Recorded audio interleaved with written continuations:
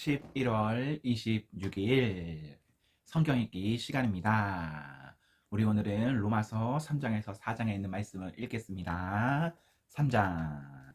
그렇다면 유대인인 것과 아닌 것, 다시 말해 하나님의 길에 대해 훈련받은 것과 그렇지 못한 것은 무슨 차이가 있을까요? 사실 큰 차이가 있습니다. 그러나 사람들이 흔히 생각하는 그런 차이는 아닙니다. 우선 유대인들에게는 하나님의 계시, 곧 성경을 기록하고 보존할 책임이 맡겨졌습니다. 그 과정에서 유대인들 중 일부가 자신의 임무를 저버렸던 것은 사실이지만 하나님은 그들을 저버리지 않으셨습니다.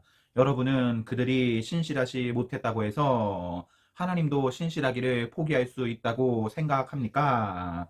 결코 그럴 수 없습니다. 세상이 다 거짓말을 일삼을 때에도 하나님은 끝까지 당신이 하신 약속을 지키시는 분입니다. 이 말은 틀림없습니다. 성경도 그렇게 말합니다. 주님의 말씀은 변함이 없고 참되십니다. 거부를 당해도 주님은 흔들리시지 않습니다. 그런데 이런 질문이 나올 수 있습니다. 우리의 악한 행위가 오히려 하나님의 의로운 행위로 분명히 드러내고 확증한다면 그 일로 우리는 오히려 칭찬받아야 하는 것 아닌가? 우리의 악한 말이 그분의 선한 말씀에 흠집 하나 내지 못한다면 하나님께서 우리를 다그쳐 우리 말에 책임을 묻는 것은 잘못된 것 아닌가? 그 질문에 대한 대답은 아니다입니다. 결코 그렇지 않습니다. 생각해 보십시오. 하나님께서 바르지 않은 일을 하신다면 어떻게 그분께서 세상을 바로 세우실 수 있겠습니까? 그저 심사가 뒤틀려서 이렇게 말할 수도 있습니다. 나의 거짓됨이 하나님의 참되심을 더욱 영광스럽게 드러내준다면 왜 내가 비난을 받아야 하는가? 하나님한테 좋은 일을 하는 것인데 실제로 어떤 이들은 우리가 그렇게 말한다고 말을 퍼뜨리기도 합니다. 그들은 우리가 악을 더 많이 행할수록 하나님은 선을 더 많이 행하시니 악을 더 많이 행하자고 말하며 다닌다고 주장합니다.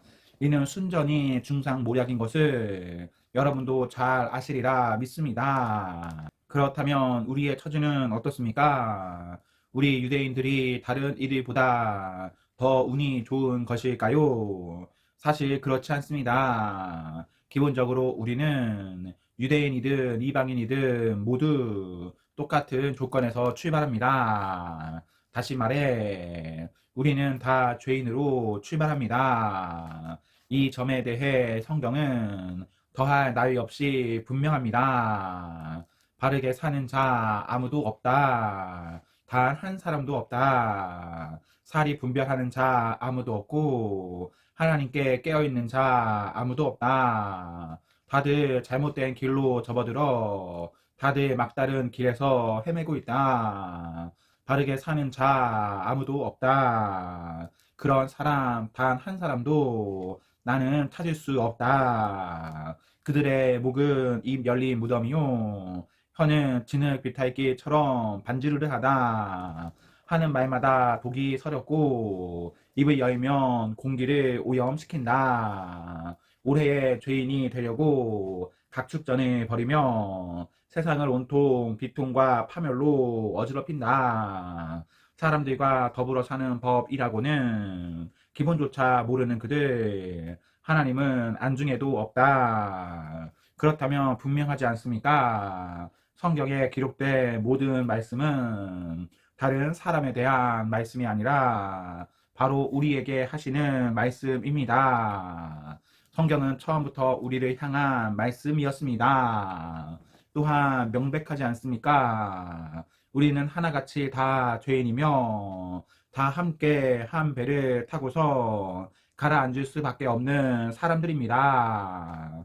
하나님의 계시와 관련 있는 민족이라고 해서 우리가 자동적으로 하나님 앞에 바로 서게 되는 것은 아닙니다. 우리는 다만 모든 사람의 죄에 우리 역시 연루되어 있다는 사실을 직시하게 될 뿐입니다. 그런데 우리 시대에 와서 새로운 것이 더해졌습니다. 모세와 예언자들이 그들 시대에 증언했던 일이 실제로 일어난 것입니다. 그들이 증언한 하나님이 바로 세워주시는 일이 이제 우리에게는 예수께서 바로 세워주시는 일로 나타났습니다. 이는 우리만을 위한 것이 아니라 그분을 믿는 모든 사람을 위한 것입니다. 이 점에서 우리와 그들 사이에 아무런 차이가 없습니다. 우리나 그들이나 다 죄인으로 오랫동안 비참한 전과를 쌓아왔고 하나님께서 뜻하시는 그 영광스러운 삶을 살아낼 능력이 전혀 없다는 것도 입증되었습니다. 그래서 하나님께서 친히 우리를 위해 일해 주셨습니다. 순전히 은혜로 그분은 우리를 그분 앞에 바로 세워 주셨습니다. 이는 전적으로 그분의 선물입니다. 그분은 우리를 진창에서 건져 주셨고 우리가 있기를 늘 원하셨던 자리로 우리를 되돌려 주셨습니다. 바로 예수 그리스도를 통해 그 일을 하셨습니다. 하나님은 세상의 제단 위에 예수님을 희생 제물로 삼으셔서 세상으로 하여금 죄를 면하게 해 주셨습니다. 그분께 믿음을 둘 때 우리는 죄를 면하게 됩니다. 하나님은 이 일, 곧 예수의 희생을 통해 세상으로 하여금 그분 앞에서 죄를 면하게 해주신 이 일을 만천하에 드러내셨습니다. 하나님은 그동안 오래 참으신 죄들을 마침내 이렇게 처리해 주신 것입니다. 이는 분명히 드러난 일일 뿐 아니라 또한 지금 일어나고 있는 일입니다. 이것은 현재 진행 중인 역사입니다. 하나님은 모든 것을 바로 세워주고 계십니다.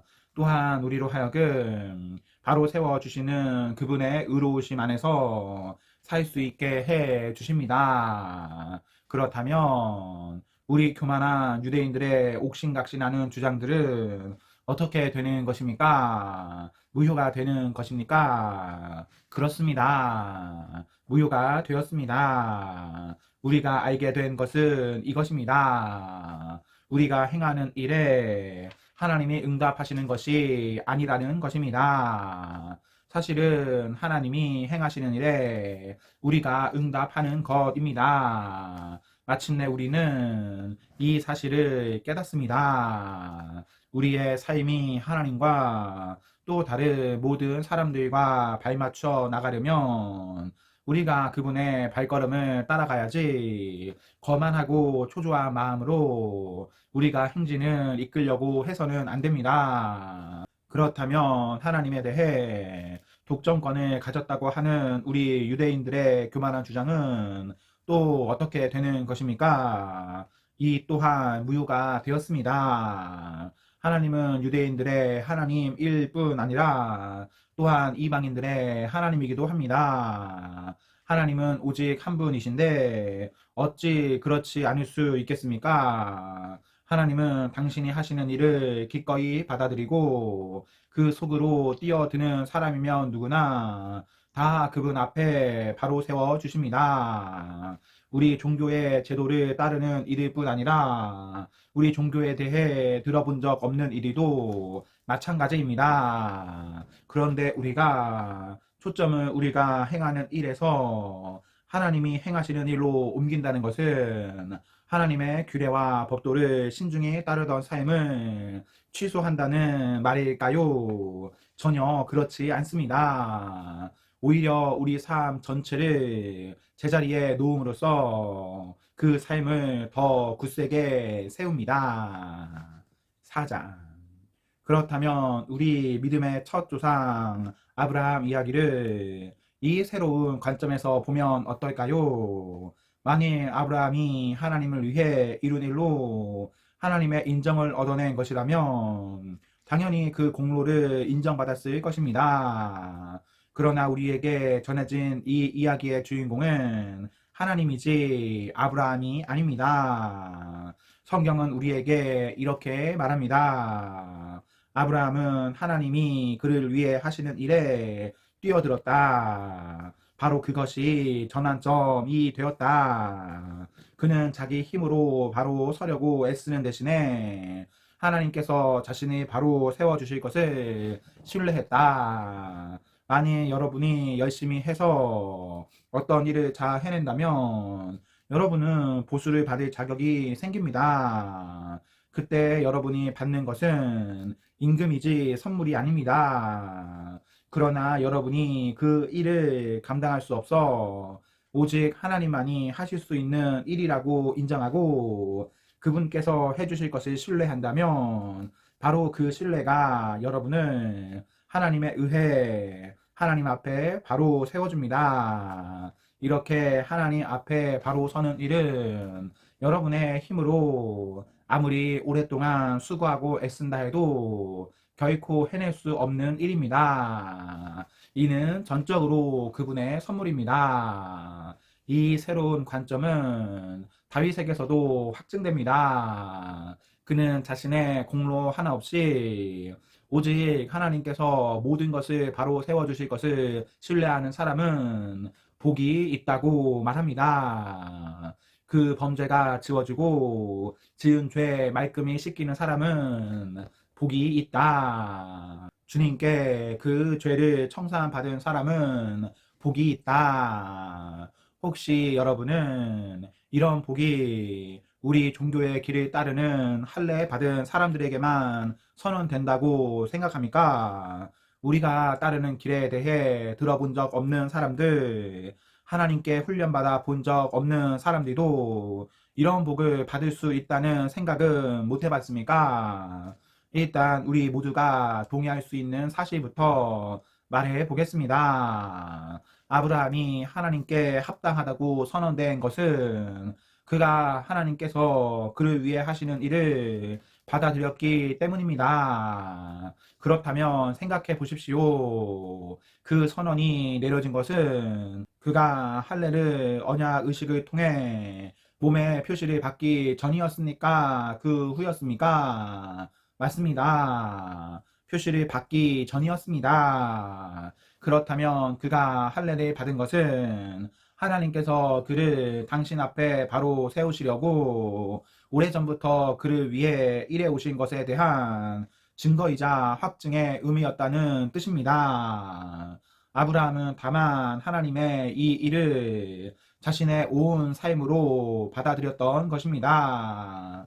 또한 이것은 아브라함이 모든 사람의 조상이라는 뜻이기도 합니다. 다시 말해 하나님께 아직 바깥 사람인 이들, 하나님의 백성으로 인정받지 못하는 이른바 할례받지 않은 사람들이라도 하나님께서 자신들을 위해 하시는 일을 받아들인다면 아브라함은 그들 모두의 조상도 된다는 것입니다. 하나님에 의해 하나님 앞에 바로 서게 된 사람들이란 바로 이런 사람들을 두고 하는 말입니다. 물론 아브라함은 할례라는 종교 의식을 거친 이들의 조상이기도 합니다.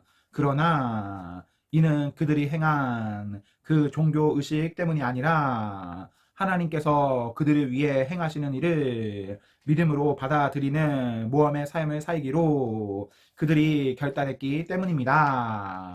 아브라함은 할례의 표시를 받기 오래전부터 바로 이런 삶을 살아온 것입니다. 하나님께서 아브라함에게 그 유명한 약속, 그와 그의 후손이 땅을 차지하리라 을 주신 것은 그가 무엇을 이루었거나 이루려고 했기 때문이 아니었습니다. 그 약속이 주어진 것은 그를 위해 모든 것을 바로 세워 주시겠다는 하나님의 결정에 기초한 것이었습니다. 아브라함은 다만 믿음으로 거기에 뛰어들었을 뿐입니다. 만일 우리가 하나님께 무언가를 얻는 것이 자기가 해야 할 일을 다 마치고 온갖 서류를 다 구비해야만 비로소 가능한 일이라면 인격적 신뢰가 들어서 여지는 아예 사라지고 약속은 냉혹한 계약으로 바뀌고 맙니다.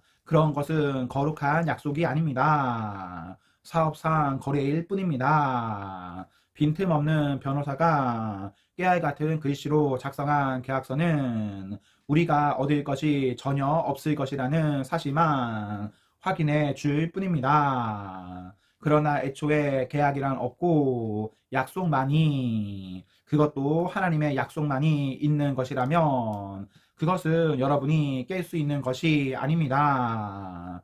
바로 이런 이유로 하나님의 약속의 성취는 전적으로 하나님과 그분의 길을 신뢰하는 것, 하나님과 그분이 하시는 일을 단순히 받아들이는 것에 달려 있습니다. 하나님의 약속은 순전한 선물로 우리에게 옵니다. 바로 이것이 우리 종교적 전통을 따르는 사람들뿐 아니라 그런 것에 대해 들어본 적 없는 사람들도 그 약속에 확실히 참여할 수 있는 유일한 길입니다. 아브라함은 우리 모두의 조상이기 때문입니다.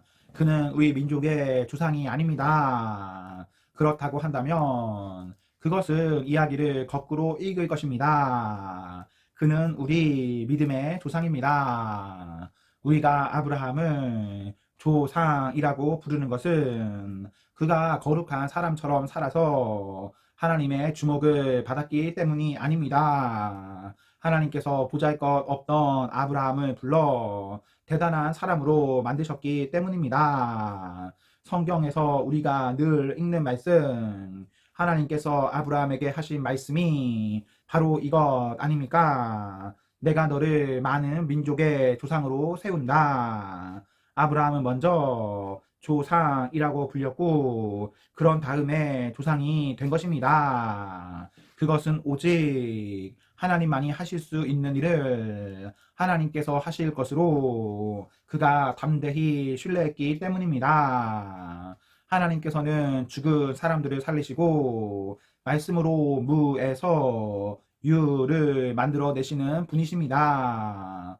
아무 희망이 없었음에도 불구하고 아브라함은 믿었습니다. 아브라함은 자신의 눈에 보이는 불가능한 것을 근거로 삼지 않고 하나님께서 하시겠다고 말씀하신 약속의 근거로 살기로 결단한 것입니다. 그러므로 그는 허다 민족의 조상이 되었습니다. 하나님께서 친히 그에게 말씀하셨습니다. 아브라함아, 너는 장차 큰 민족을 이룰 것이다. 아브라함은 자신의 무력함에 집중하지 않았습니다. 그는 소망이 사라졌다. 100살이나 먹은 이 늙은 몸으로 어떻게 아이를 볼 수 있겠는가 하고 말하지 않았습니다. 또 사라가 아기를 낳지 못한 수십 년을 헤아리며 체념하지도 않았습니다. 그는 하나님의 약속주의를 서성거리며 조심스레 의심 어린 질문을 던지지도 않았습니다. 그는 그 약속 안으로 성큼 뛰어들었습니다. 그러 보는 굳센 자, 하나님을 위해 준비된 자, 말씀하신 바를 이루실 하나님을 확신하는 자가 되어 나왔습니다. 그래서 이런 말씀이 기록되었습니다. 아브라함은 하나님이 그를 바로 세워주실 것을 신뢰함으로 하나님께 합당한 사람으로 선언되었다. 그러나 이것은 아브라함에게만 해당되는 이야기가 아닙니다. 이것은 우리 이야기이기도 합니다. 우리가 아무 소망 없는 상황에서도 예수를 살리신 분을 받아들이고 믿을 때 우리 역시 동일한 말씀을 듣게 됩니다. 희생 제물이 되어 주신 예수께서 우리를 하나님께 합당한 사람으로 하나님 앞에 바로 세워진 사람으로 만들어 주셨습니다. 아멘. 네, 오늘 말씀을 모두 읽었습니다. 우리 오늘 하루도 하나님과 사랑 앞에서 행복하십시오. 성령 충만하십시오. 안녕.